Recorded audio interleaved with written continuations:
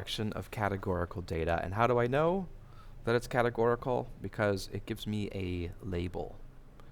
So these are different categories of things that you can have as a favorite soft drink. So I am going to, in Excel, I'm going to create something that will help me understand a little bit more about this collection of data. So this would be the kind of data that you would get back from a survey. If you were to ask a survey, it might tell you, these are the different categories. This user selected this, user selected that. So this is just a way I can take Excel and figure out the frequency in here. And you may be asked to create frequency tables in your work or in this class, and this is a way that you can do it. So I am going to click on this right here, this square underneath frequency, and I'm going to hit equal count if. So I'm going to select this whole column as my range, and then I'm going to select this label as my criteria. So then if I click and drag this, so what I did is I just auto-populated it. So now when I dragged it, it just says, so for here, Dr. Pepper, for here, Pepsi, for here, Mountain Dew. So it's just taking the text it sees there and says, are you in there? And it's just counting how many there are. And so if we take a look at this data in more detail, there's 108 total numbers, so 108 responses.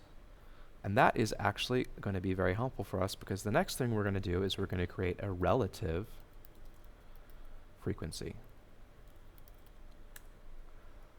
So this relative frequency is telling us more like a percentage. So we are going to take our frequency and we are going to divide it by 108. So the other way you could do this in Excel is you could ask it to count how many, we want to use count A, how many values are there in our column. But for now, I'm just going to put 108. So we already know that number, and it's not going to change yet. And then I just do that, and so there you go. This is my relative frequency. So you notice this looks a lot like a percentage, but it's not a percentage, right? Because it hasn't been multiplied by 100. So now, if I want to do something like create a bar graph in Excel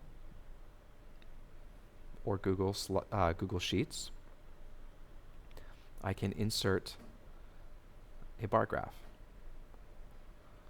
And this one, let's see if I can't get it to work. There we go. So maybe choose that. So there we go. So that's going to tell us this amount of people did Pepsi, this did Coke. Now we could also do a bar graph with relative frequency as well, and it's going to be similar.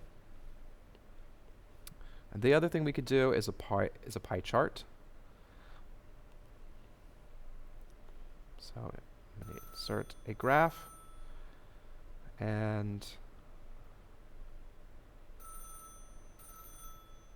there we go, just like that. Those are two ways that we can graph and represent categorical data.